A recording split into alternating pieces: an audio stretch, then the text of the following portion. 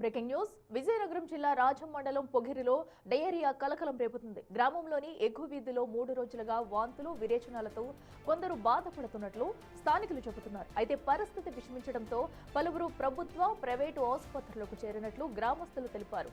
అయితే ప్రస్తుతం 10 మందికి పైగా చికిత్స పొందగా అందులో 9 ఏళ్ల చిన్నారి సైతం డయేరియా బారిన పడినట్లు సమాచారం. దీంతో గ్రామంలోని ప్రజలు వణికిపోతున్నారు. వైద్యాధికారులు గ్రామంలో వివరాలు సేకరిస్తున్నారు. డయేరియా ప్రబలడానికి గల కారణాలను ఆరా తీస్తున్నారు. ప్రజలు ఆందోళన చెందకూడదని సూచించారు.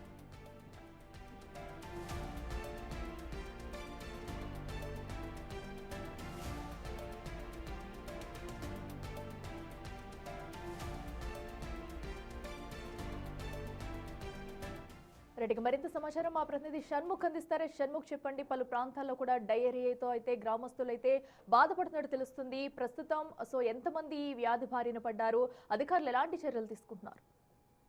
ఇట్లా మనం చూసుకుంటే ఈ మధ్య కాలంలో డయేరియా కేసులు అనేవి ఉత్తరాంధ్రలో ప్రధానంగా ఎక్కువగా కనిపిస్తున్నటువంటి పరిస్థితి. గత ఏడాది విజయనగరంలో ఎక్కువగా కేసులు, విజయనగరం జిల్లాలో ఎక్కువగా కేసులు బయటపడ్డాయి.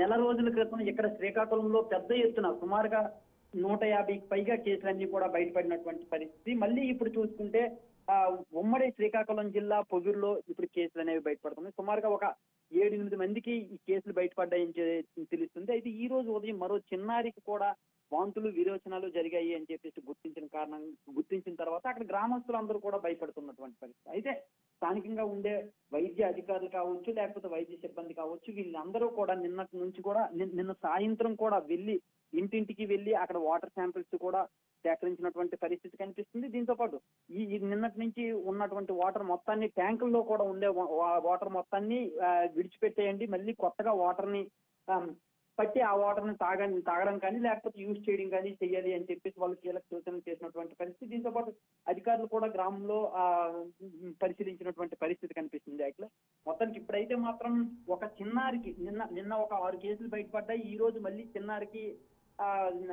మళ్ళీ వాంతులు విరోచనాలు జరగడం. అయితే హాస్పిటల్లో మాత్రం ఒకరే ఇప్పుడు ఉన్నారని చెప్పేసి కూడా తెలుస్తుంది. యాక్చువల్ కానీ కొంతవరకు ఈ 2 ఘటనలు, విజయనగరం శ్రీకాకుళం ఘటనలు ఏవైతే ఉన్నాయో ఈ 2 ఘటనలతో అక్కడ పొగిరిలో ఉండేటటువంటి గ్రామస్తులందరూ కూడా ఆందోళన వ్యక్తం చేస్తున్నటువంటి పరిస్థితి కనిపిస్తుంది.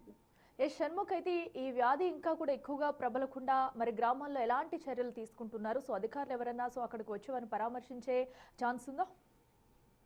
అట్లా ప్రస్తుతానికైతే అక్కడ లోకల్ గా ఉండేటటువంటి వైద్య సిబ్బంది, ఆశా వర్కర్లు వీళ్ళందరూ ఎవరైతే ఉన్నారో వాళ్ళందరూ కూడా బ్లీచింగ్ ఇవన్నీ కూడా వేసి, నెక్స్ట్ లోకల్లో ఉండేటటువంటి కార్మికులు వీళ్ళందరూ ఎవరైతే ఉన్నారో బ్లీచింగ్ ఇవన్నీ చల్లి జాగ్రత్తలు చెప్పినటువంటి పరిస్థితి. ఇంకా పరిస్థితి ఏమైనా సరే సీరియస్ అయితే ఇంకొంచెం చర్యలు తీసుకునేటటువంటి అవకాశం ఉంది. ప్రస్తుతానికైతే మాత్రం గతంలో జరిగిన ఘటనలో ఆ పరిస్థితిని దృష్టిలో పెట్టుకుని ఆందోళన చెందుతున్నారు. ఇప్పటికైతే మాత్రం ఒకరే హాస్పిటల్లో ఉన్న కారణంగా పెద్దగా సీరియస్ గా లేకపోయినప్పటికీ కూడా జాగ్రత్తగా ఉండాల్సిన అవసరం ఉంది. Right Shanmukh, thank you.